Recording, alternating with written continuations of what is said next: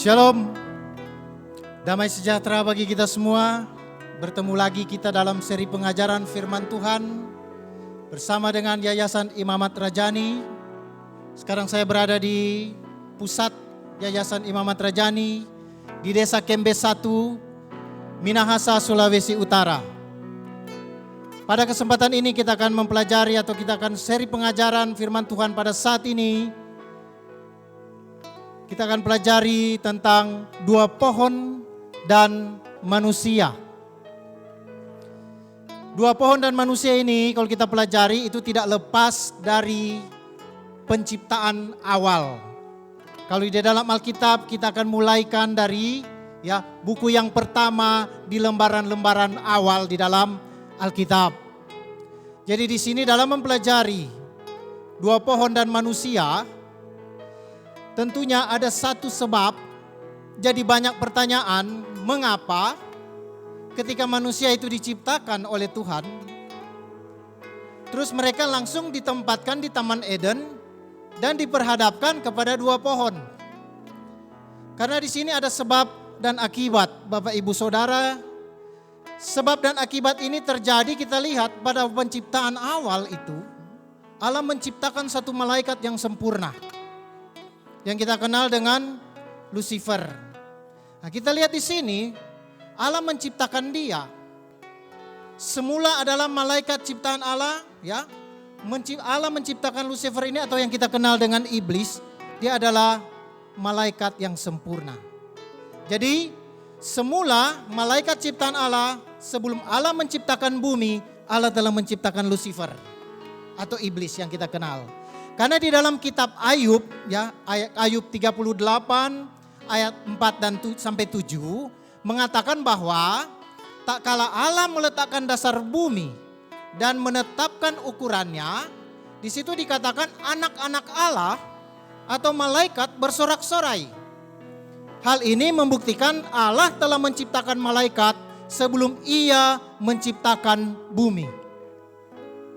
Nah, dari kitab Yehezkiel 28 kita dapat melihat informasi, kita tahu bahwa iblis bukan hanya salah satu dari antara malaikat-malaikat.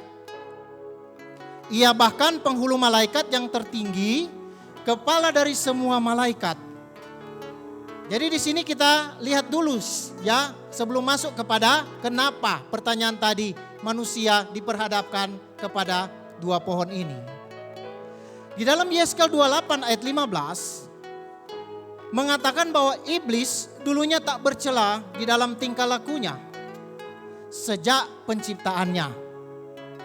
Tentu saja Allah tidak menciptakan Lucifer yang jahat. Allah menciptakan pemimpin malaikat yang baik dan tentunya sempurna. Namun pada suatu saat pemimpin malaikat ini, yaitu kerub yang diurapi, dia memberontak terhadap Allah. Di sini kita perhatikan betapa Allah dan Lucifer ini atau iblis yang kita kenal ini, hubungan mereka sangat baik. Karena Allah menciptakan dia sempurna. Tetapi oleh karena kesempurnaan itu, iblis memberontak terhadap Allah. Karena kesombongan hatinya. Sesuai dengan Yehezkiel 28 ayat 17 mengatakan bahwa dia sombong. Karena apa? Kesombongan dia jadi sombong karena kesempurnaannya, karena kecantikannya. Karena dikatakan hikmatnya ia musnahkan demi semaraknya. Kalau di dalam Yehezkiel 28 ayat 12 dikatakan dia penuh hikmat dan maha indah. Coba dibayangkan. Terus dikatakan gambar dari kesempurnaan. Yang sempurna hanyalah Allah. Dan dia adalah gambar dari kesempurnaan. Ini berarti ia sepenuhnya sempurna dan tidak bercacat sedikit pun. Tetapi ketika dia terpesona memandang kesempurnaannya, memandang kecantikannya, dan dia menjadi sombong. Dia melihat kesemarakannya dan akhirnya apa? Dia membuat dirinya binasa. Di dalam pemberontakannya, iblis tujuannya untuk meninggikan dirinya guna menyamai Allah. Nah, dalam Yesaya 14 ayat 13 dan 14 tercatat 5 kali iblis mengatakan aku hendak pada saat pemberontakannya. Dia katakan yang pertama, aku hendak naik ke langit. Yang kedua dia katakan aku hendak mendirikan tahtaku. Dan yang ketiga, aku hendak duduk di atas bukit. Dan yang keempat, aku hendak naik mengatasi ketinggian awan-awan. Dan yang kelima, aku hendak menyamai yang maha tinggi. Nah, kenapa kita lihat di sini dulu sebelum kita bahas tentang dua pohon ini? Jadi ketika berawal dari pemberontakan itu, ya terjadilah ya musyawarah di kerajaan sorga. Bapa menghendaki satu rencana. Akibat pemberontakan itu, maka Allah, Bapa, Firman dan Roh Kudus ya menciptakan langit dan bumi. Beserta isinya, tentunya langit dan bumi beserta isinya yang bersifat sementara. Tentunya juga bagi manusia. Dengan tujuan untuk apa? Supaya dalam pemberontakan itu Allah akan menghukum iblis. Tadinya mungkin iblis ini adalah makhluk yang kekal. Tetapi oleh karena kesalahannya dia menjadi makhluk yang fana. Dan bumi yang diciptakan, langit dan bumi yang diciptakan oleh Allah sebetulnya disediakan juga untuk iblis untuk dilemparkan. Tujuan Allah supaya apa? Iblis diusir dari taman Allah di Taman Eden. Kenapa saya katakan tadi langit dan bumi sementara? Karena Yesus sendiri berkata di dalam Matius 24 ayatnya yang ke-35, Yesus mengatakan begini, langit dan bumi akan berlalu, tetapi perkataanku tidak akan berlalu. Jadi jelas hari ini firman Tuhan mengatakan bahwa langit dan bumi hari ini itu sementara Tuhan ciptakan. Karena ada maksud dan tujuan Tuhan. Nah, kalau kita lihat juga di dalam 2 Petrus 3 ayat 10. Dikatakan begini, tetapi hari Tuhan akan tiba seperti pencuri. Pada hari itu langit akan lenyap dengan gemuruh yang dahsyat dan unsur-unsur dunia akan hangus dalam nyala api. Dan bumi dan segala yang ada di atasnya akan hilang lenyap. Dalam ayat 13 juga berkata, tetapi sesuai dengan janjinya, kita menantikan langit yang baru dan bumi yang baru di mana terdapat kebenaran. Jadi sekarang mulai kita lihat. Nah, ada maksud dan tujuan ketika pemberontakan itu terjadi. Jadi sekarang kita bisa mengerti kenapa Allah mencipta lagi.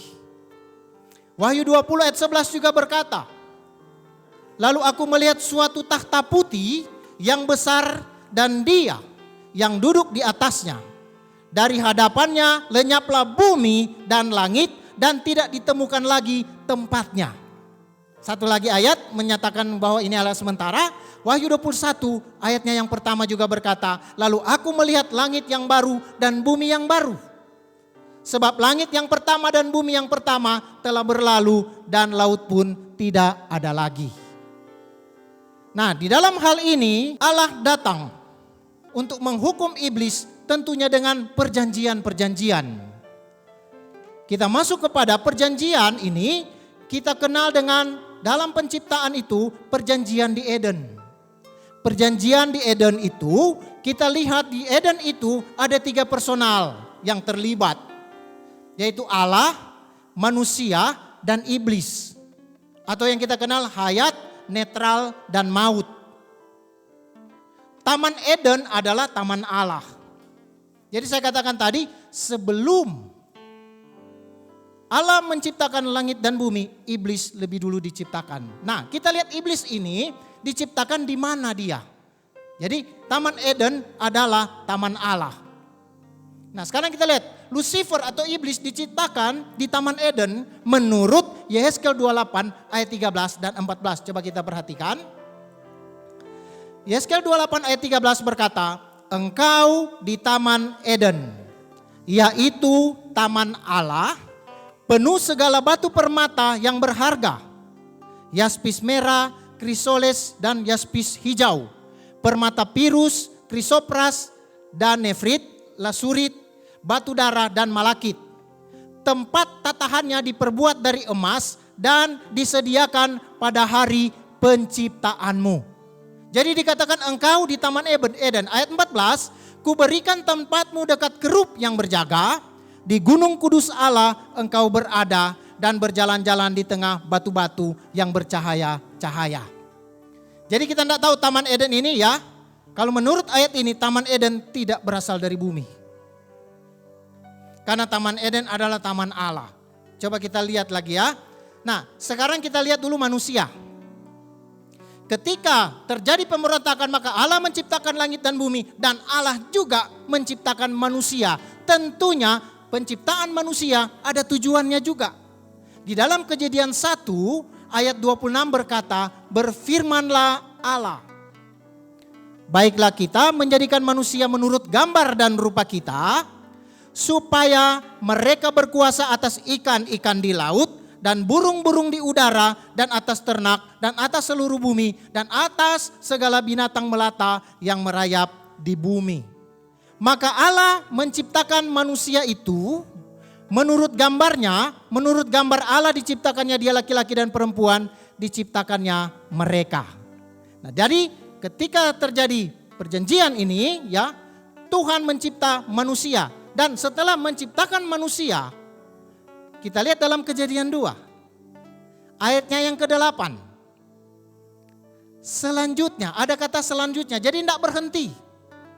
Selanjutnya Tuhan Allah membuat taman di Eden. Berarti membuat taman di Eden, Eden sudah ada. Di sebelah timur, jadi taman yang besar, taman Allah itu, Allah buat taman di sebelah timur, di Eden. Tentunya disitulah ditempatkannya manusia yang dibentuknya itu. Ayat 9, lalu Tuhan Allah menumbuhkan berbagai-bagai pohon dari bumi.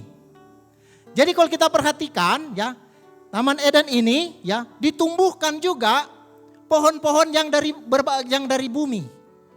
Kalau kita lihat di Taman Eden itu penuh dengan kemuliaan, penuh dengan batu-batu semua, mungkin ini pohon-pohon ini juga yang seperti yang dari bumi, itu mungkin ya di atas emas-emas. Kalau kita tahu jalan di sana tuh emas, tempat Allah, ya kan? Kira-kira begitu. Tapi karena tidak jelas, ini menurut kita membayangkan saja. Tetapi yang di sini dikatakan begini, yang menarik dan yang baik untuk dimakan buahnya. Terus ada titik koma, dan pohon kehidupan di tengah-tengah taman itu. Serta pohon pengetahuan tentang yang baik dan yang jahat. Bapak Ibu Saudara, pohon kehidupan dan pohon pengetahuan yang baik dan yang jahat tidak ada di bumi. Hanya ada di Taman Eden. Jadi sampai hari ini pun kita tidak kenal mana itu pohon kehidupan dan mana itu pohon pengetahuan yang baik dan yang jahat. Karena dia sudah ada di sana.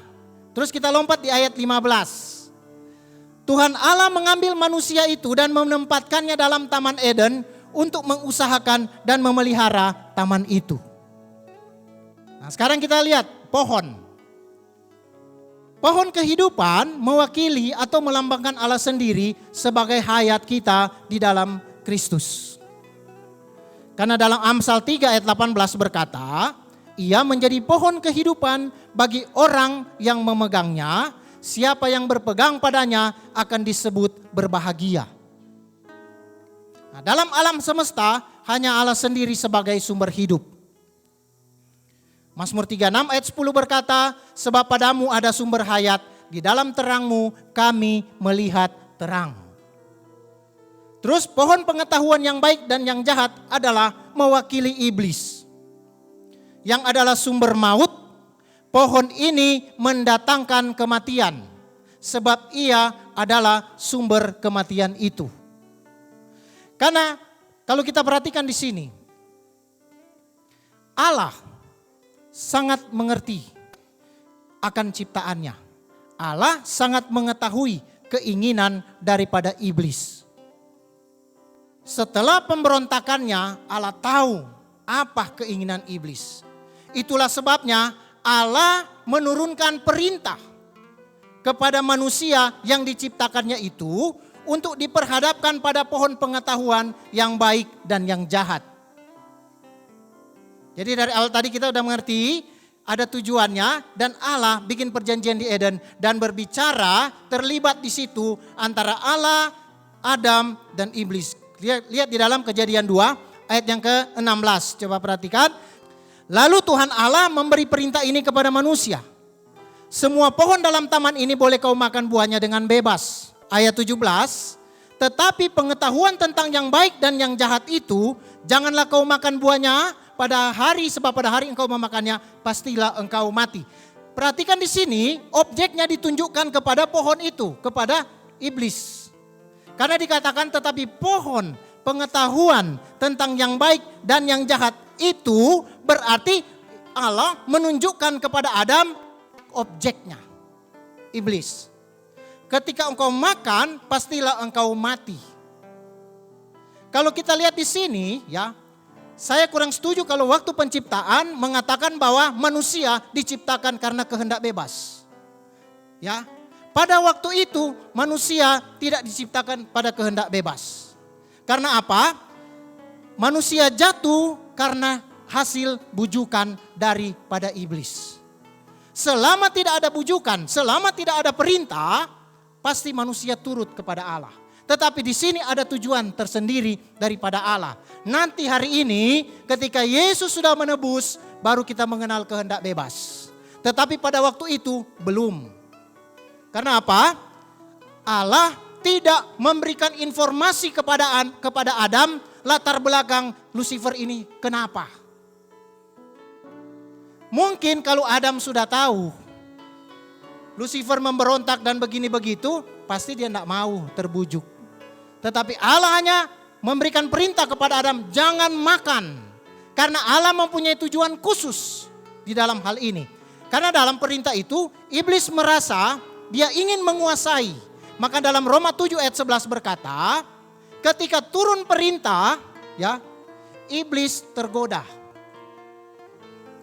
Ketika dia tergoda, dia ingin menggoda. Coba lihat Roma 7 ayat 11 berkata, sebab dalam perintah itu, dosa mendapat kesempatan untuk menipu aku dan oleh perintah itu ia membunuh aku. Jadi sengaja perjanjian di Eden itu pihak iblis disuruh jangan engkau makan ya yang mewakili dia. Nah, makanya ketika dia mendengar itu tergoda dan dia mulai menggoda Adam. Makanya dalam Kejadian 3 ayatnya yang keempat. Tetapi ular itu berkata kepada perempuan itu, sekali-kali kamu tidak akan mati. Terus apa? Bahkan dia memfitnah Allah, dia menceritakan bahwa dia lebih kenal kepada Allah. Padahal Allah tidak juga menceritakan, menginformasikan juga kepada Adam tentang dia. Lihat ayat 5. Tetapi Allah mengetahui, ini menandakan dia lebih tahu. Bahwa pada waktu kamu memakannya, matamu akan terbuka dan kamu akan menjadi seperti Allah. Tahu tentang yang baik dan yang jahat. Dan kita ketahui hasil percakapan dengan iblis, Adam memilih pohon pengetahuan hasil dari bujukannya. Jadi pertanyaan, seperti apakah keinginan iblis itu yang diketahui oleh Allah? Ya, kita sudah tahu, kita baca tadi, iblis ingin memiliki tubuh. Karena dia diciptakan hanya segambar dengan Allah. Tetapi tidak serupa dengan Allah. Berbeda dengan Adam, segambar dan serupa dengan Allah. Coba kita cek di dalam Yeskel 28 ayat 12 tadi. Ya, hai anak manusia, ucapkanlah suatu ratapan mengenai Raja Tirus. Dan katakanlah kepadanya, beginilah firman Tuhan Allah, gambar dari kesempurnaan engkau, penuh hikmat dan maha indah. Coba kita bandingkan dengan Kejadian 1 ayat yang ke-26. Berfirmanlah Allah, baiklah kita menjadikan manusia menurut gambar dan rupa kita. Supaya mereka berkuasa atas ikan-ikan di laut dan burung-burung di udara dan atas ternak dan atas seluruh bumi dan atas segala binatang melata yang merayap di bumi.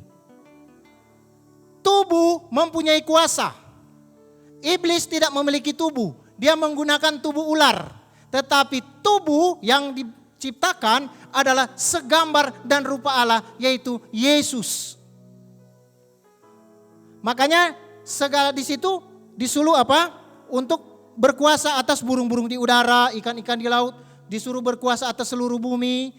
Dan di situ juga segala binatang melata yang merayap di bumi, termasuk yang dia pakai tubuh itu, yaitu ular yang merayap di bumi pun disuruh Adam yang berkuasa.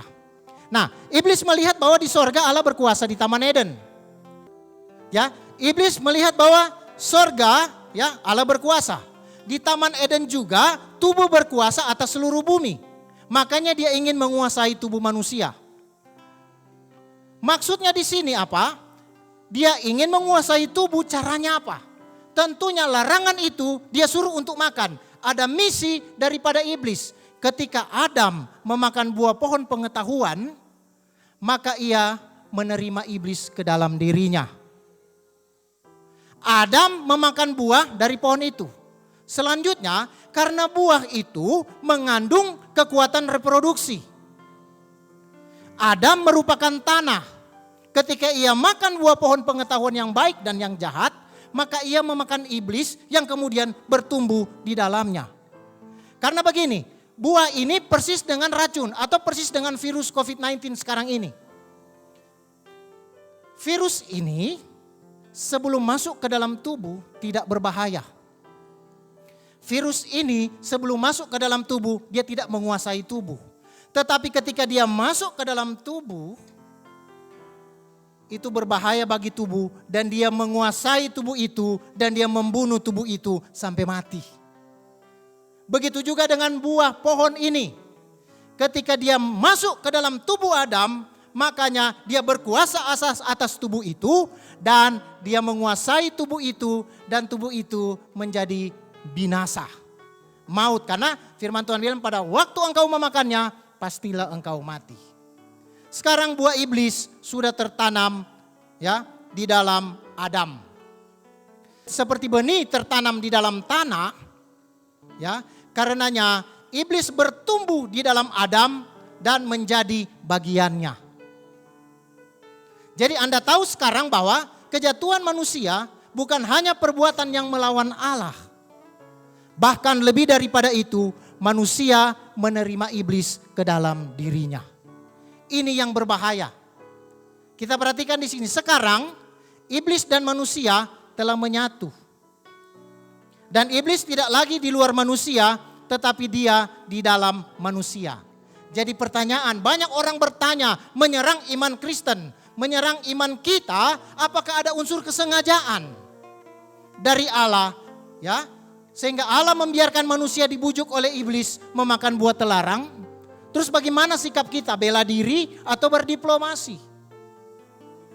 Nah, kita harus akui. Karena memang ada unsur kesengajaan. Karena apa? Ada rencana khusus. Tujuannya apa dari Allah?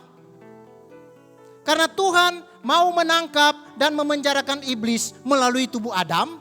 Dan dia akan mengusir iblis dari Taman Eden ke bumi. Tentunya dengan cara-cara Allah. Coba lihat dalam Roma 11 ayat 32. Jadi bukan karena kehendak bebas, tetapi sebab Allah telah mengurung semua orang ke dalam ketidaktaatan. Supaya ia dapat menunjukkan kemurahannya atas mereka semua. Sebagai contoh begini, ya, Allah mau mengurung begini. Allah tidak semena-mena untuk menangkap iblis. Karena apa? Ada satu ciptaan yang Allah sayangi, yaitu manusia. Ya, sebagai contoh begini. Kalau ada seekor tikus terlepas dalam rumah, ya, contoh di ruangan ini besar, agak sulit bagi tuan rumah untuk menangkapnya. Tetapi jika ia menaruh sebuah perangkap dengan suatu umpan kecil, maka tikus itu akan tergoda untuk menangkap umpan itu. Yang tadi saya katakan firman yang Allah berikan kepada Adam. Nah, pertama tikus itu mengira ia berhasil memperoleh umpan itu. Tetapi ia tidak menyadari bahwa ia telah terperangkap. Ketika ia terperangkap, maka mudah sekali bagi pemilik rumah untuk mematikannya. Demikian pula Adam. Ya, Adam telah menjadi suatu perangkap untuk menangkap iblis. Iblis adalah tikus yang liar dan cerdik itu yang sedang berlari-lari di alam semesta. Nah, ketika ia datang merebut manusia, ia mengira telah berhasil. Tetapi dia tidak menyadari bahwa dia telah terjebak ke dalam sebuah perangkap. Iblis menyangka manusia adalah rumahnya, tetapi dia tidak tahu kalau manusia adalah umpannya. Kita akan lihat di sini, ya. Makanya Rasul Paulus tidak bisa membayangkan betapa mulianya hikmat Allah itu. Dalam Roma 11 ayat 33 coba kita perhatikan. Paulus mengatakan begini, "Oh, alangkah dalamnya kekayaan, hikmat dan pengetahuan Allah. Sungguh tak terselidiki keputusan-keputusannya dan sungguh tak terselami jalan-jalannya." Jadi di sini kalau kita perhatikan, iblis merasa bahwa dia telah berhasil. Misinya dia merasa berhasil, betul. Tetapi juga rencana Allah pun berhasil. Banyak orang pikir gagal. Banyak orang pikir Allah tidak maha tahu, bukan situ persoalannya. Tetapi di sini ya Allah mempunyai rencana. Jadi Allah sudah berhasil untuk apa? Menangkap dia melalui tubuh ciptaan Allah yaitu Adam. Nah, kita lihat di sini. Kita kenal ada perjanjian juga yang kedua yaitu perjanjian Allah, Adam dan iblis. Di dalam Kejadian 3 ayat 1 sampai 24 itu melibatkan kesepakatan Tuhan dengan Adam. Juga ada iblis di dalamnya setelah dosa masuk ke dalam umat manusia. Karena begini, ketika sejak manusia jatuh dalam dosa, maka Allah mengadakan pemisahan keturunan dan mengadakan permusuhan antara Allah dan iblis. Kita perhatikan dulu di sini. Ini adalah rancangan Allah. Untuk apa? Pemulihan. Ini adalah rancangan Allah untuk pemulihan dan penebusan manusia melalui putranya Yesus Kristus. Ketika perjanjian Adam terjadi, ya, ini seperti lagi membagi-bagi kekuasaan, sepertinya begitu. Terjadi pemisahan keturunan. Tentunya Allah tidak akan membiarkan manusia itu ya berakhir dengan maut. Allah tidak memperdulikan tentang langit dan bumi, tetapi yang dia pedulikan adalah manusia yang dia ciptakan. Untuk apa? Dia harus pulihkan kembali dan dia harus menebus kembali ya apa yang sudah dia rencanakan. Dalam Kejadian 3 ayat 15 berkata, "Aku akan mengadakan permusuhan antara engkau dan perempuan ini, antara keturunanmu dan keturunannya. Keturunannya akan meremukkan kepalamu dan engkau akan meremukkan tumitnya." Jadi pemisahan dari satu perempuan mulai terjadi ya. Lahirlah Kain, lahirlah Abel kan begitu. Dan ketika terjadi keberhasilan ini, terjadi rencana Allah yang kedua untuk memulihkan manusia, maka keberhasilan Allah yang mengusir daripada iblis dari Taman Eden itu kita lihat dalam Kejadian 3 ayat 23. Lalu Tuhan Allah mengusir dia dari Taman Eden supaya ia mengusahakan tanah dari mana ia diambil. Jadi diusirlah manusia termasuk iblis di dalamnya. Karena kita perhatikan ya, Kain itu menurut Alkitab dia mewakili keturunan iblis. Dalam 1 Yohanes 3 ayat 12 menerangkan, bukan Kain seperti yang berasal dari si jahat dan yang membunuh adiknya. Dan apakah sebabnya ia membunuhnya?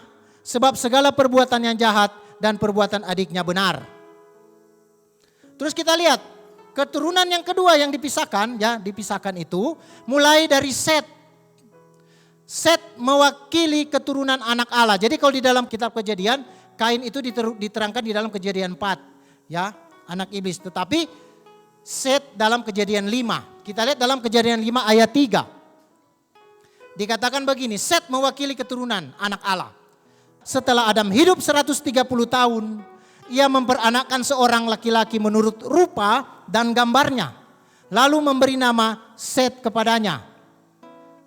Dalam perjanjian baru juga, kitab perjanjian baru Lukas 3:38 berkata, ya, dikatakan anak Enos, anak Set, anak Adam, anak Allah. Jadi di sini terjadi pemisahan keturunan. Jadi sekarang kita mengenal ada anak-anak Allah dan ada anak-anak iblis. Ada keturunan Allah dan ada keturunan anak iblis. Kita lihat ya, saya tidak mau bahas di sini panjang. Kita maju lagi kepada tujuan sesungguhnya, ya. Kita lihat yang ketiga, ada perjanjian dengan Nuh. Pemusnahan itu terjadi, Kejadian 8 dan 9.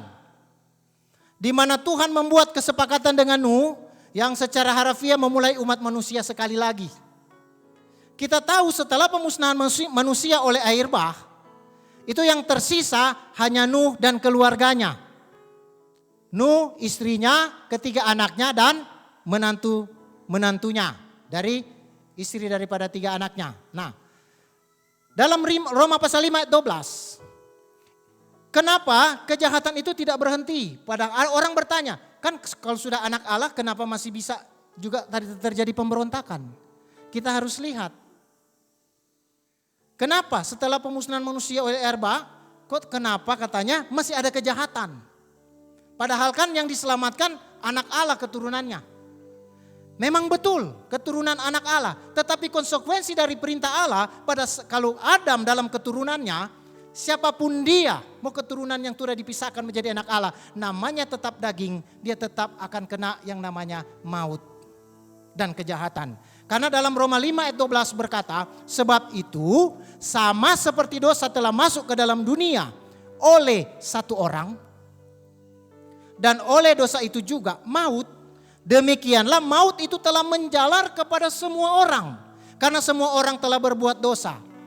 Tidak mau lihat dia keturunan siapa, yang pasti maut.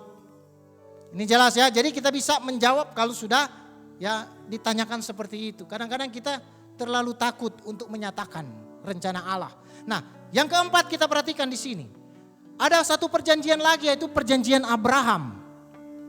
Ini rencana Allah di dalam apa? Dia mau menebus kembali manusia. Kalau soal langit dan bumi sudah tidak diperhitungkan oleh Allah dan segala isinya.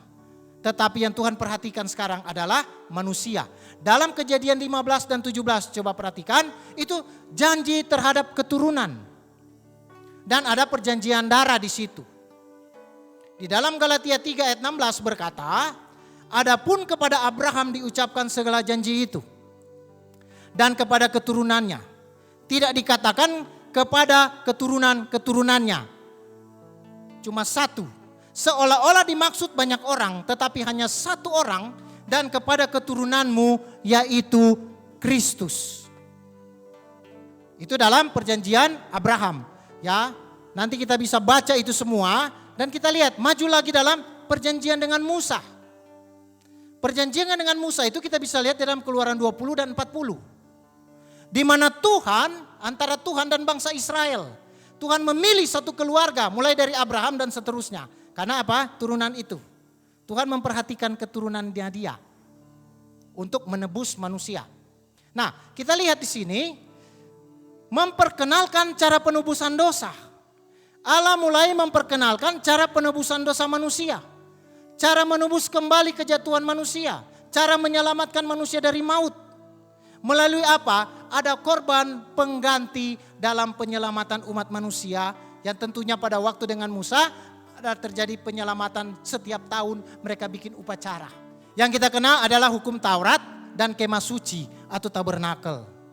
Betapa waktu itu perjanjian Allah itu, ya, manusia takut untuk berjumpa dengan Allah. Sehingga Allah sendiri berkata, kalau begitu buat tabernakel supaya aku yang datang berjumpa dengan kalian. Turunlah Allah di dalam tabernakel itu. Yang kita sudah kenal lewat tiang awan tiang api. Dalam penyembahan itu. Ya kan? Karena Allah rindu untuk menebus ciptaannya itu satu-satunya. Yaitu manusia. Yang dia rindukan. Nah, karena dalam Ibrani pasal 10 cara-cara ini diperkenalkan tetapi belum. Ibrani 10 ayat 1 berkata, di dalam hukum Taurat hanya terdapat bayangan saja dari keselamatan yang akan datang. dan bukan hakikat dari keselamatan itu sendiri. Karena itu dengan korban yang sama yang setiap tahun terus-menerus dipersembahkan hukum Taurat tidak mungkin menyempurnakan mereka yang datang mengambil bagian di dalamnya. Ayat yang kedua. Sebab jika hal itu mungkin, pasti orang tidak mempersembahkan korban lagi. Sebab mereka yang melakukan ibadah itu tidak sadar lagi akan dosa setelah disucikan sekali untuk selama-lamanya. Tetapi justru oleh korban-korban itu setiap tahun orang diperingatkan akan adanya dosa. Ayat 4, sebab tidak mungkin darah lembu jantan atau darah domba jantan menghapuskan dosa. Jadi di sini Allah memperkenalkan, tetapi orang mulai artinya Allah telah mensosialisasikan, kalau bahasa sekarang. Allah mensosialisasikan cara menyelamatkan manusia dari maut dengan hukum Taurat. Tetapi hukum Taurat ini bukan masih gambaran cara-cara yang diatur oleh hukum Taurat, cara penyelamatan. Dan kalau kita lihat di sini justru hukum Taurat ini adalah penjara rohani bagi manusia. Ya, daripada Allah membunuh manusia lagi seperti yang dia lakukan perjanjian dengan Nuh, ya.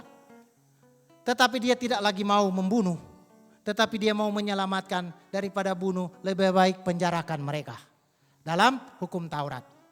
Karena manusia tidak sanggup memenuhi tuntutan hukum Taurat. Karena iblis masih terbencara di dalam daging manusia. Makanya kalau kita kenal ya, ketika dilahirkan kembali dari air dan roh, tubuh tidak ditebus. Tetapi ada tubuh yang baru. Makanya disuruh berjuang hari ini kita kan. Berjuang untuk melawan kedagingan karena daging masih nempel, yaitu iblis ada di daging. Dia bertumbuh itu kan. Nah, karena begini, konsekuensi dari Adam yang telah makan buah terlarang. Sehingga apa? Dosa sudah menjalar kepada seluruh manusia. Sehingga memang ya, manusia telah ditawan dalam hukum dosa. Jadi mulai bertumbuh hukum-hukum yang lain di luar hukum Allah. Yang namanya hukum dosa. Dan dosa telah menjadi tuan atas tubuh manusia. Coba lihat dalam Roma 7 ayat 23. Tetapi di dalam anggota-anggota tubuhku, aku melihat hukum lain yang berjuang melawan hukum akal budiku dan membuat aku menjadi tawanan hukum dosa. Yang ada di dalam anggota-anggota tubuhku. Nah, manusia telah menjadi ya tubuh dosa juga. Ketika hukum dosa menguasai manusia, manusia menjadi tubuh dosa dan manusia menjadi tubuh maut. Diterangkan tubuh dosa di dalam Roma pasal 6 ayatnya yang ke-6. Dikatakan karena kita tahu bahwa manusia lama kita telah turut disalibkan supaya tubuh dosa kita hilang kuasanya. Agar jangan kita menghambakan diri lagi kepada dosa. Kalau tubuh dosa ini, maka yang menguasai dosa. Keinginan kita untuk melakukan yang baik, tetapi karena tubuh dosa ini yang menguasai, hukum dosa ada di dalamnya, dan dosa yang menghendaki kita untuk melakukan hal-hal yang tidak kita mau. Dalam Roma pasal 7 ayat yang ke-20 berkata, jadi jika aku berbuat apa yang tidak aku kehendaki, maka bukan lagi aku yang memperbuatnya, tetapi dosa yang diam di dalam aku. Nah, kalau sudah ada tubuh dosa, berarti ini tubuh maut. Tubuh maut ini dijelaskan dalam Roma pasal 7 ayat 24. Paulus mengatakan, aku manusia celaka. Siapakah yang akan melepaskan aku dari tubuh maut ini? Tetapi kalau kita lihat syukur kepada Allah, Yesus Kristus. Nah di dalam Galatia 3 kita lihat ayat yang ke-23, penjara rohani ini menunggu yang akan membebaskan orang dari penjara. Menunggu membebaskan orang dari tubuh dosa. Menunggu membebaskan dari tubuh maut. Sebelum iman itu datang, kita berada di bawah pengawalan hukum Taurat. Dan dikurung sampai iman itu telah dinyatakan. Jadi merupakan penjara. Jadi hukum Taurat adalah penuntun bagi kita sampai Kristus datang. Supaya kita dibenarkan karena iman. Dan kita lihat nanti efeknya ya. Orang memperkenalkan hukum Taurat, orang mempertahankan hukum Taurat. Mereka bilang tidak akan dihapus satu iota. Nanti kita lihat ke depan. Tapi kita step by step dulu. Nah, dan yang terakhir kita lihat. Ketika perjanjian Musa, maka Tuhan melihat itu semua. Sudah waktunya dia harus melakukan perjanjian yang baru. Kita tahu perjanjian baru itu ada dalam kitab Yeremia 31. Ya kan? Di mana juga dalam Matius 26 ayat 28 mengatakan bahwa dosa manusia dihapuskan. Dan kita bisa baca itu dalam Yeremia 31. Di dalam Ibrani 7 ayat 22 mendatangkan imam besar. Demikian pula Yesus adalah jaminan dari suatu perjanjian yang lebih kuat.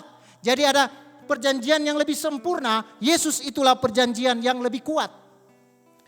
Dan dalam Ibrani pasal 8 itu dikenalkan dengan imam besar perjanjian baru. Nah, kita lihat di sini dalam Roma 8 ayat yang ketiga. Bagaimana Allah itu datang menjadi manusia. Sebab apa yang tidak mungkin dilakukan hukum Taurat karena tak berdaya oleh daging, telah dilakukan oleh Allah dengan jalan mengutus anaknya sendiri dalam daging yang serupa dengan daging yang dikuasai dosa. Karena dosa, ia telah menjatuhkan hukuman atas dosa di dalam daging. Jadi pada waktu iblis memberontak, kita kembali lagi tadi waktu iblis memberontak, rencana ini sudah disiapkan. Bapa, Firman dan Roh Kudus sudah menyiapkan sampai kita berjumpa dengan perjanjian baru. Bukan secara kebetulan, bukan nanti setelah terjadi baru ada rencana, bukan. Itu semua konsep yang sempurna yang sudah dirancangkan oleh Bapa, Anak dan Roh Kudus. Itu sudah dirancangkan sehingga apa yang tadi dibahas di depan itu semua ya dalam kendali Allah. Dalam rancangan Allah yang sempurna. Ya, menuju kepada kedatangan. Artinya begini, kalau bahasa hari-hari ya, Yesus yang diutus untuk ini. Jadi mungkin juga sudah kita korbankanlah satu ciptaan manusia, tetapi nanti Tuhan yang akan menebus kembali. Itu sudah dirancangkan. Makanya sangat bersyukur kita orang Kristen, kita yang lahir dari kekristenan kita memiliki Tuhan yaitu Yesus. Allah di dalam Yesus Kristus. Coba kita lihat iblis ini ya. Kita balik lagi, iblis ini tertangkap dan terpenjara di dalam manusia. Dan Tuhan datang mengenakan manusia ke atas dirinya sendiri dan membawanya ke atas salib. Maksudnya Tuhan datang ya, dia yang adalah kekal, dia yang tidak terbatas, dia yang penuh kemuliaan. Dia mau datang kepada urusan waktu. Dia terjepit dengan waktu. Dia terjepit dengan urusan yang harus diurus. Karena apa? Allah tidak terikat dengan waktu. Tetapi pada saat-saat ketika sudah diputuskan, Yesus harus datang dan Yesus harus rela. Allah harus rela terjebak di dalam waktu. Karena Allah tidak di dalam waktu. Allah yang mengatur waktu. Tetapi ada waktu tertentu Allah masuk di dalam waktu. Gunanya ini penebusan. Jadi iblis tertangkap. Dan supaya apa? Allah mau bawa dia kepada salib. Harus ada yang dikorbankan. Harus ada pengganti untuk apa? Menebus ciptaan Allah yaitu manusia. Nah sekarang kita lihat manusia memang telah tertipu oleh iblis. Tetapi iblis pun telah terperangkap di dalamnya. Allah mengenakan manusia yang telah dirusak itu ke atas dirinya sendiri dan membawa manusia itu kepada maut di atas salib. Karena memang maut, makan maut. Itulah sebabnya harus bentuk daging. Kalau Allah tidak datang bentuk daging, tidak bisa dapat ini. Tidak akan sesuai. Konsekuensinya, kalau dia berbentuk daging dan dia menjadi manusia, virus itu tetap ada. Tetapi untungnya, ya Yesus Allah tidak, cuma dia harus bisa menanggung. Kemampuan Adam tidak bisa dan keturunan yang lain tidak bisa menanggung, mengalahkan. Hanya Yesus ya yang bisa menanggung kematian itu, maut itu. Nah, pada waktu itu juga iblis yang berada di dalam manusia yang telah jatuh ini dibawa pula kepada maut. Jadi melalui kematian di atas salib inilah Kristus memusnahkan kuasa iblis. Ya, ingat kuasa iblis yang adalah sumber maut. Kuasa untuk apa? Mematikan. Tetapi Yesus mematikan kuasa itu. Iblis sampai hari ini masih ada. Tetapi kuasa mautnya sudah tidak bisa lagi berkuasa kalau orang ada di dalam Kristus. Nah, kita perhatikan Yesus Kristuslah adalah korban yang sempurna yang kita bicarakan tadi. Dalam Roma pasal 5 ayat yang ke-14 berkata, sungguh pun demikian maut telah berkuasa dari zaman Adam sampai kepada zaman Musa juga atas mereka yang tidak berbuat dosa dengan cara yang sama seperti yang telah dibuat oleh Adam, yang adalah gambaran Dia yang akan datang. Nah, Ibrani pasal 10 ayat 5 juga berkata, saya baca 5 sampai 10 ya. Karena itu ketika Yesus masuk ke dalam dunia, Ia berkata, korban dan persembahan tidak engkau kehendaki, tetapi engkau telah menyediakan tubuh bagiku. Kepada korban bakaran dan korban penghapus dosa engkau tidak berkenan. Karena memang tidak bisa menyelamatkan seterusnya. Karena cuma setiap tahun. Ayat 7, lalu aku berkata, sungguh aku datang, dalam gulungan kitab ada tertulis tentang aku untuk melakukan kehendakmu ya Allahku. Di atas ia berkata, korban dan persembahan, korban bakaran dan korban penghapus dosa tidak engkau kehendaki dan engkau tidak berkenan kepadanya. Meskipun dipersembahkan menurut hukum Taurat. Ayat 9, dan kemudian katanya, sungguh aku datang untuk melakukan kehendakmu. Yang pertama ia hapuskan, supaya menegakkan yang kedua. Dan karena kehendaknya inilah kita telah dikuduskan satu kali untuk selama-lamanya oleh persembahan tubuh Yesus Kristus. Nah, di dalam perjanjian Musa, dalam perjanjian lama yang diatur oleh hukum Taurat, kita lihat dalam prosesinya ya. Makanya dikatakan tadi dalam Ibrani tadi ya, Yesus yang bisa melakukan. Karena kalau kita lihat, coba kita lihat, pengorbanan itu sudah diperkenalkan, disosialisasikan bagaimana pengganti korban untuk menebus dosa manusia. Kita lihat dalam Imamat 16. Dalam Imamat 16 di ayat 5 itu ya, di situ ada persyaratan dari orang Israel. Harun harus mengambil 2 ekor kambing jantan untuk apa? Korban penghapus dosa, dan ada satu katanya domba jantan untuk korban bakaran. Itu diatur. Nah, kalau di ayat 7 katanya begini, dia harus mengambil kedua ekor kambing jantan ya, dan menempatkannya di hadapan Tuhan di depan pintu kemah pertemuan. Di dalam ayat yang ke-8 katanya, dan harus katanya membuang undi ke atas kedua kambing jantan itu. Sebuah undi bagi Tuhan dan sebuah bagi Asasel. Artinya 2 kambing jantan ini harus ditandai, satu bagi Tuhan dan satu bagi Asasel. Asasel ini kalau kita kenal dengan yang dikambing hitamkan. Jadi semua dia yang harus tanggung, bukan dia yang makan buah asam, tetapi justru dia yang ngilu, istilah begitu. Dia Asasel ini yang dikambing hitamkan atau scapegoat. Jadi 2 kambing ini, satu di hadapan Allah, satu untuk dikambing hitamkan. Terus kalau kita lihat di dalam ayat 9, harus mempersembahkan ya kambing jantan kena undi bagi Tuhan dan mengolahnya sebagai korban penghapus dosa. Jadi kambing jantan ini harus mati. Tubuhnya itu menceritakan, menggambarkan itu Yesus. Tubuhnya harus dipersembahkan. Untuk apa? Untuk mengolahnya sebagai korban penghapus dosa. Di dalam ayat 10, tetapi kambing jantan yang kena undi bagi Asasel harus ditempatkan hidup-hidup di hadapan Tuhan untuk mengadakan pendamaian, lalu dilepaskan bagi Asasel ke padang gurun. Artinya roh Yesus itu mewakili, artinya yang hidup itu roh itu nak mati. Tetapi kambing yang hidup itu harus dipersembahkan juga ya di hadapan Allah untuk dilampiaskan segala dosa-dosa dan kejahatan orang Israel. Kita lihat di dalam 15. Di situ disuruh kumpul juga ada satu domba. Domba berbicara tentang darah. Darah domba. Darah domba itu harus mengkuduskan ya. Harus menyucikan tempat kudus Allah. Lalu ia harus menyembelih domba jantan yang akan menjadi korban penghapus dosa bagi bangsa itu. Dan membawa darahnya masuk ke belakang tabir. Itu diceritakan di dalam Ibrani 9:10 itu bisa dibaca. Kemudian haruslah diperbuatnya dengan darah itu seperti diperbuatnya dengan darah lembu jantan. Yakni harus memercikkannya ke atas tutup pendamaian dan ke depan tutup pendamaian itu. Ayat 16, dengan demikian dia mengadakan pendamaian bagi tempat kudus. Darah itu ya mengadakan pendamaian di tempat kudus itu karena segala kenajisan orang Israel dan karena segala pelanggaran mereka, apapun juga dosa mereka, demikianlah harus diperbuatnya dengan kemah pertemuan yang tetap diam di antara mereka di tengah-tengah ya segala kenajisan mereka. Apapun itu sudah dipancarkan, disucikan oleh darah. Kita lihat ayat 20. Korban penghapus sudah selesai. Korban penyucian sudah selesai. Sekarang masih ada satu kambing yang hidup.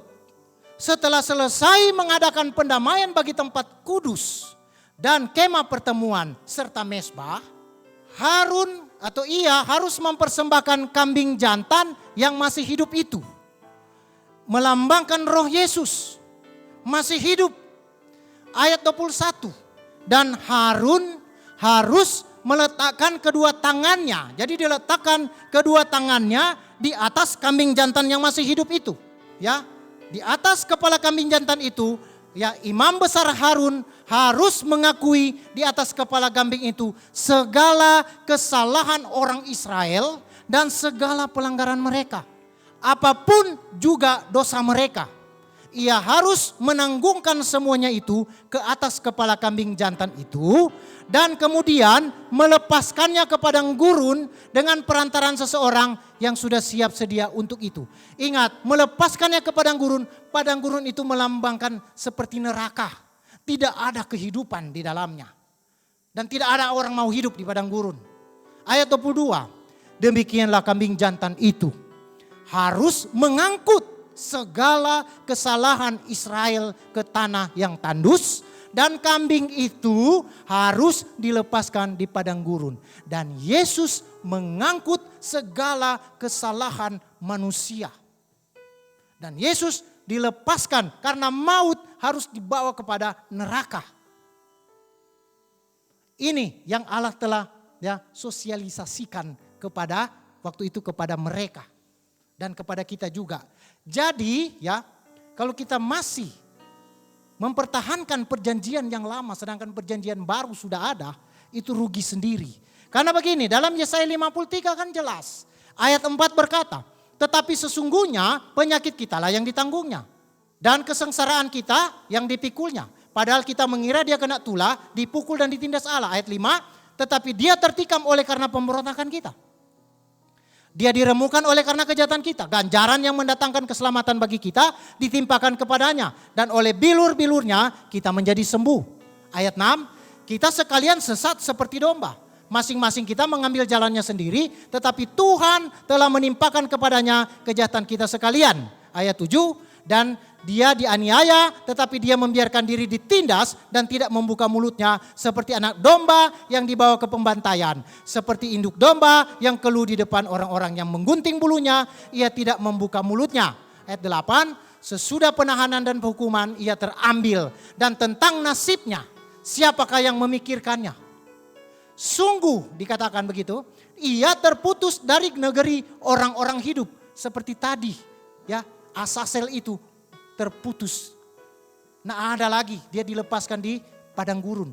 Dan karena pemberontakan umatku, ia kena tulah. Makanya kalau dalam kitab Ibrani kita lihat juga Ibrani 2 ayat 9. Tetapi dia yang untuk waktu yang singkat dibuat sedikit lebih rendah daripada malaikat-malaikat, yaitu Yesus. Kita lihat yang oleh karena penderitaan maut. Jadi jangan kira Tuhan Yesus tidak ke neraka. Dia menderita di alam maut. Dimahkotai dengan kemuliaan dan hormat. Supaya oleh kasih karunia Allah ia mengalami maut. Bagi semua orang.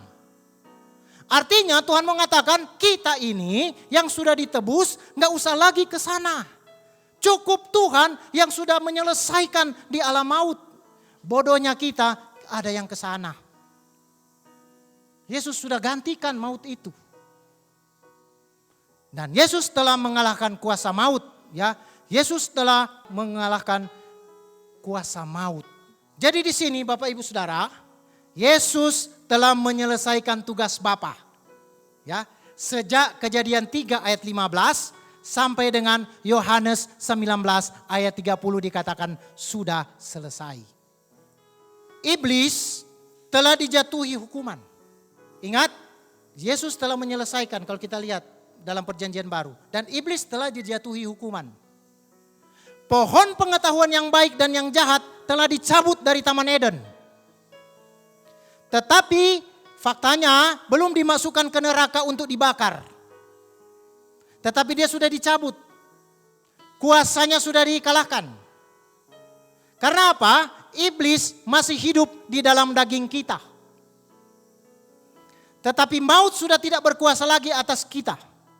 Kecuali kita sendiri yang mau hidup dan mau menderita dengan iblis. Dan di sini ya seolah-olah juga ada pembiaran.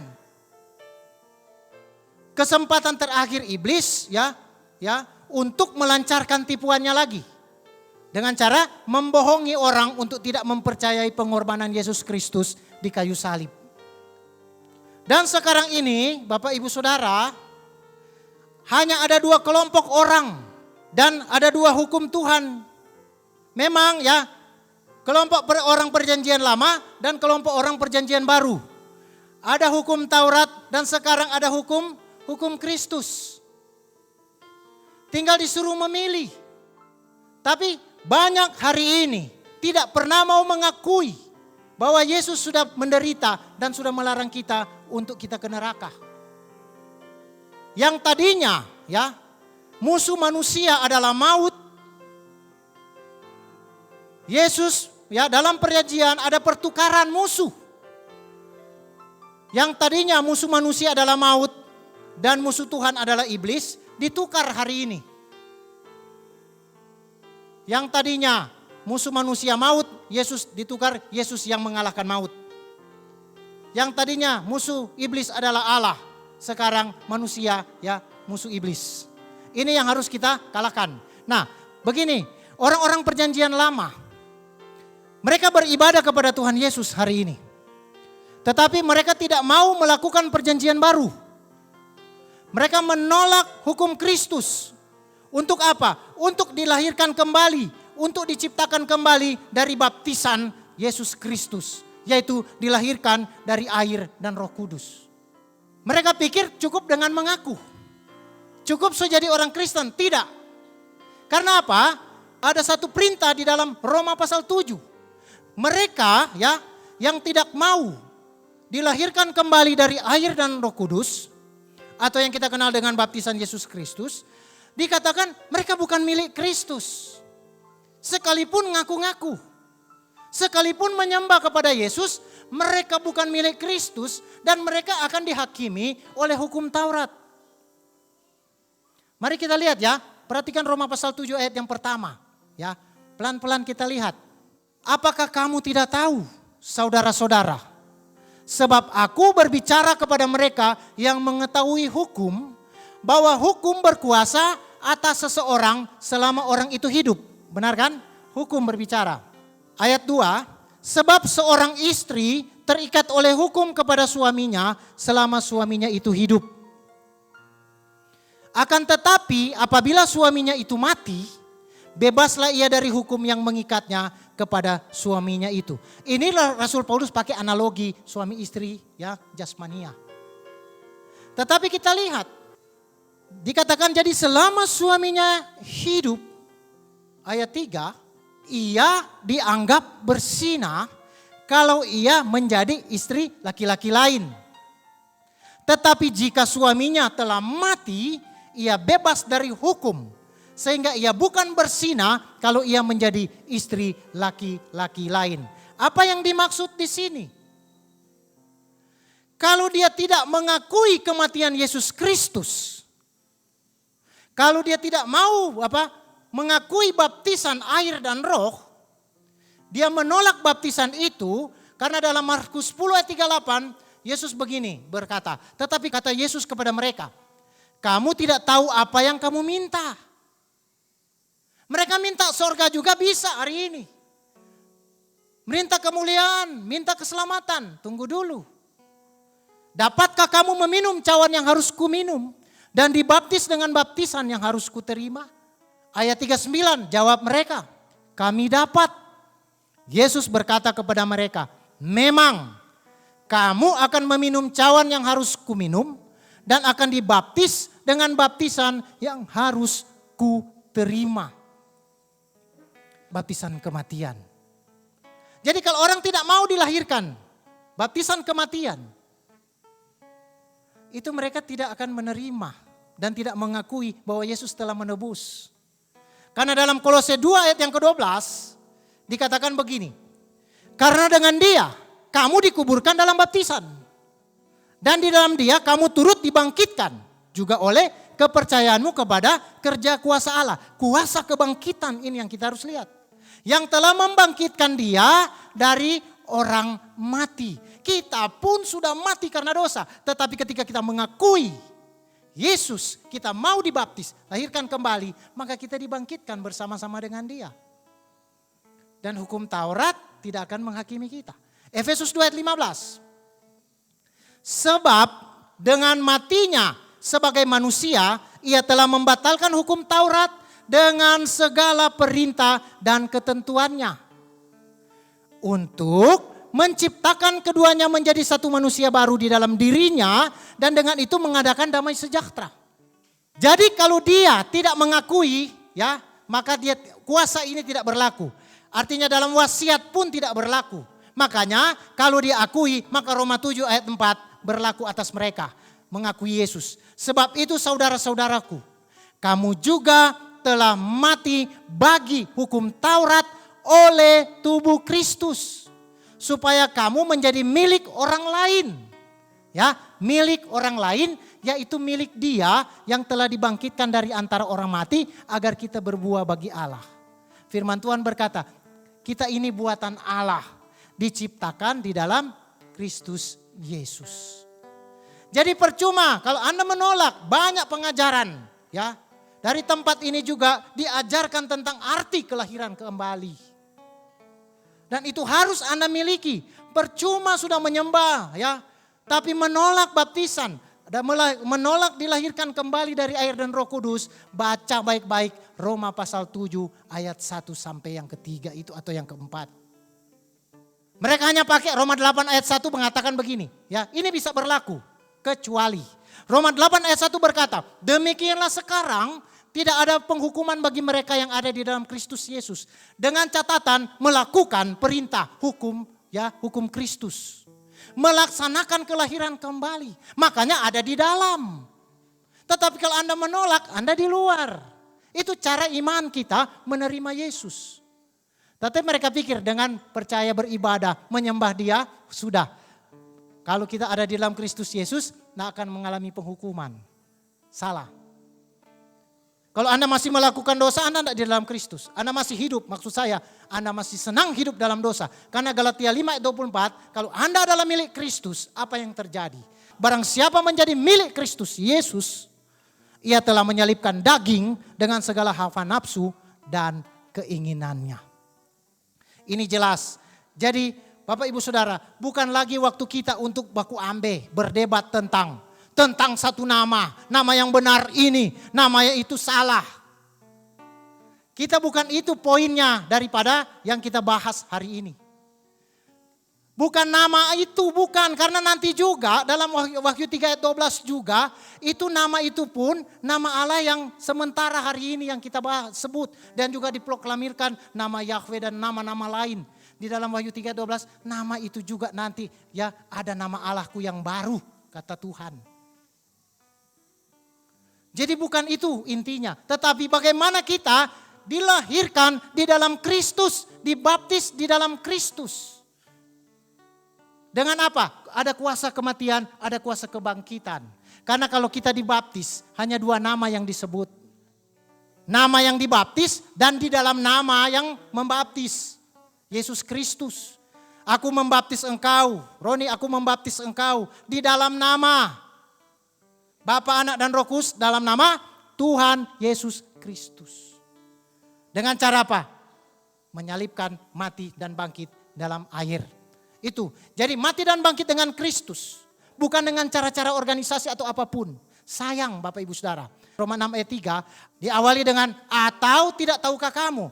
Dan sekarang kamu harus tahu bahwa kita semua yang telah dibaptis dalam Kristus telah dibaptis dalam kematiannya. Ayat yang keempat, dengan demikian kita telah dikuburkan bersama-sama dengan Dia oleh baptisan dalam kematian, supaya sama seperti Kristus telah dibangkitkan dari antara orang mati oleh kemuliaan Bapa, demikian juga kita akan hidup dalam hidup yang baru. Sayang kalau tidak mengambil kesempatan ini. Ayat 5. Sebab jika kita telah menjadi satu dengan apa yang sama dengan kematiannya, kita juga akan menjadi satu dengan apa yang sama dengan kebangkitannya. Ayat 8, jadi jika kita yang telah mati dengan Kristus, kita percaya bahwa kita akan hidup juga dengan Dia. Jadi Roma 8 ayat 1 berlaku kalau ini yang kita ikuti. Bukan main klaim suka-suka kita. Bukan. Nah, orang-orang perjanjian baru, dia beribadah kepada Tuhan Yesus. Dia mau melakukan perjanjian baru. Dia mau dilahirkan kembali dari air dan roh. Dan ini yang terjadi. Orang perjanjian baru.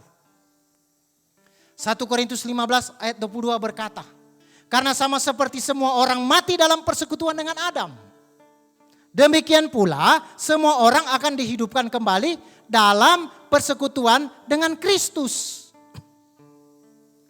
Ini yang namanya kuasa kebangkitan. Kalau tidak mengambil ini, Anda masih tetap mati. Dan saya rasa hukum Taurat yang akan mengadili Anda, itu tidak akan dapat menyelamatkan Anda. Sekalipun Anda hari ini mengaku-ngaku orang perjanjian baru. Nah, apakah sekarang jadi pertanyaan begini, apakah orang perjanjian baru masih bisa jatuh? Bagaimana dengan keselamatannya? Manusia masih bisa jatuh. Tetapi tindakannya harus menyesali. Dan jangan sengaja-sengaja. Ketika jatuh harus menyesal dan bertobat. Dan jangan lagi melakukannya, terlebih jangan mempermainkan Tuhan. Karena di dalam Ibrani 10 menjelaskan, so terima kasih karunia, so pernah mengecap firman dan roh, terus mau sengaja, itu jangan mempermainkan Tuhan. Tetapi kalau Anda jatuh, kan jadi pertanyaan, masih bisa jatuh? Masih bisa. Tetapi bukan berarti boleh berjatuh diri, tidak. Ya. Jadi di sini ya, karena apa? Selama kita jatuh dengan tidak sengaja, orang emosi pun itu dosa kok. Orang marah kalau dia sudah berkata juga udah dosa.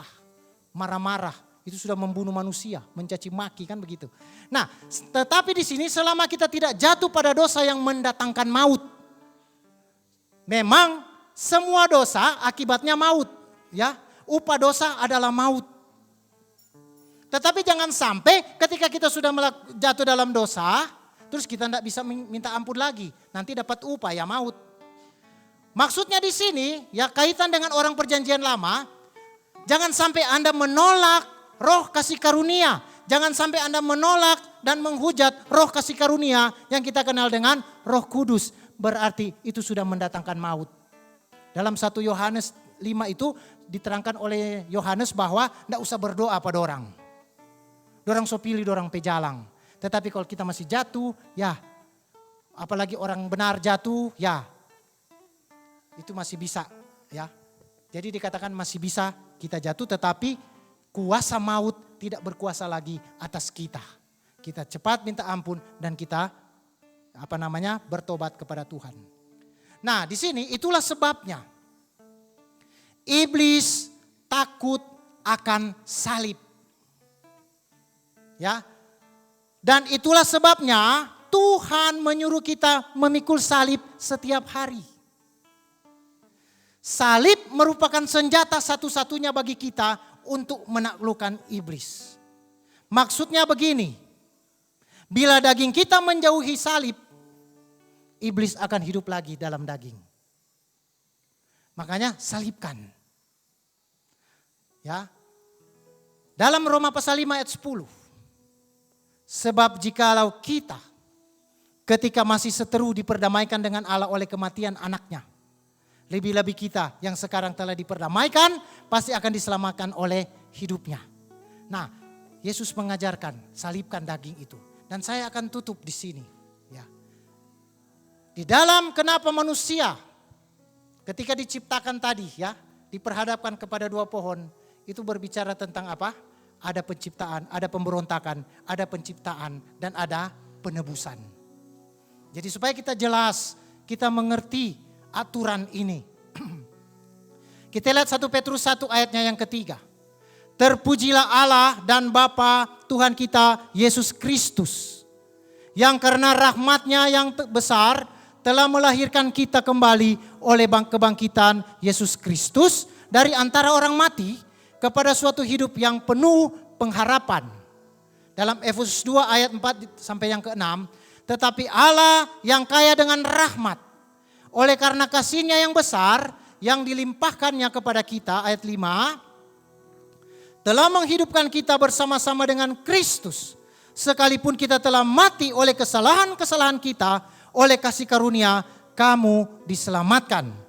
Ayat 6, dan di dalam Kristus Yesus, Ia telah membangkitkan kita juga dan memberikan tempat bersama-sama dengan Dia di sorga. Jadi di sini hidup orang Kristen adalah menerima Kristus di dalamnya.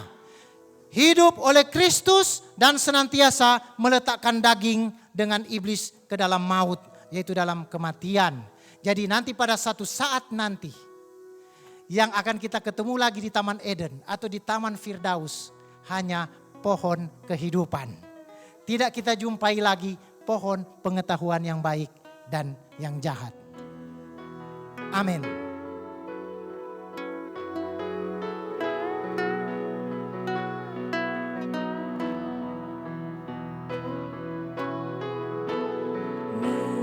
Mulialah nama-Mu Tuhan, dan ajaib jalan-Mu. Pimpin kami di setiap waktu. Besar setiamu Tuhan, agunglah karya-Mu. Yesus, kami bersyukur padamu. Ajar kami Tuhan menghitung hari-hari, agar kami beroleh hati bijaksana. Ajar kami Bapa, hidup dalam jalan-Mu, agar semua rencana-Mu digenapi.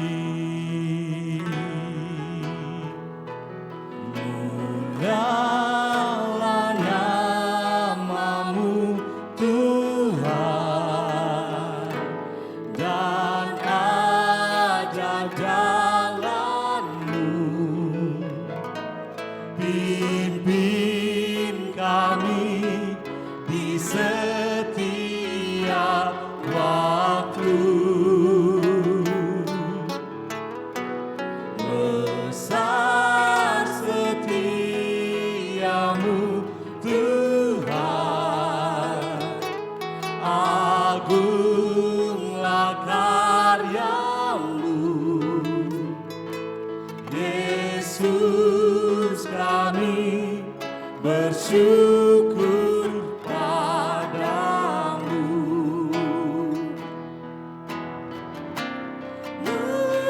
Mulialah nama-Mu Tuhan,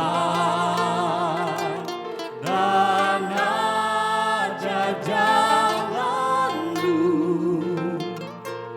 Pimpin kami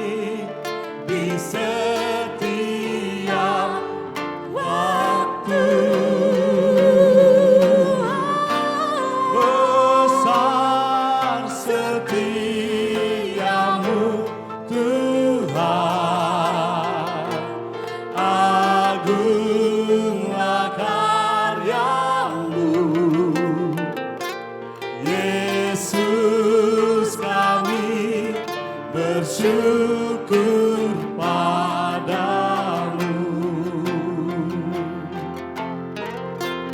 Mulialah namamu Tuhan, dan ajar jalanmu. Pimpin kami di setiap waktu. Besar setiamu Tuhan, agunglah karyamu. Agunglah karyamu. Yesus, kami bersyukur padamu.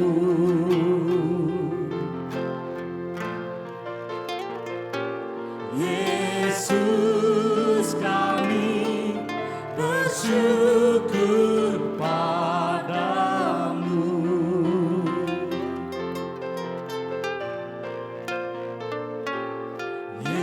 Yesus, kami bersyukur